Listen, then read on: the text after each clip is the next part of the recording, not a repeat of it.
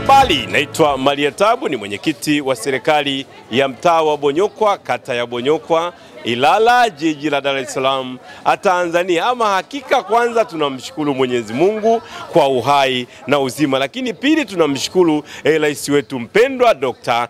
Samia Suluhu Hassan mitano tena. Ama hakika ametupa zawadi kwa kuletea mradi wa uboreshaji makazi wa Benki ya Dunia. Wana Bonyokwa wameupokea, wameufurahia. Tumepima, tumetambua, tumepanga, tumepanda mawe. Na sasa wananchi wanahakiki taarifa zao kwa ajili kwenda kupata plot number na hati zao. Ni washukuru sana wana Bonyokwa kwa kujitokeza, kwa kushiriki katika zoezi hili zima. Lakini kutokana na muda mchache na maombi ya wana Bonyokwa ambao walikuwa na dharura mbalimbali, uongozi wa serikali ya mtaa umepokea maombi hayo na umeongeza siku 2 zaidi. Kutoka leo siku ya Alhamisi tutaongeza tena siku ya Ijumaa, na siku ya Jumamosi tutakuwa tumehitimisha zoezi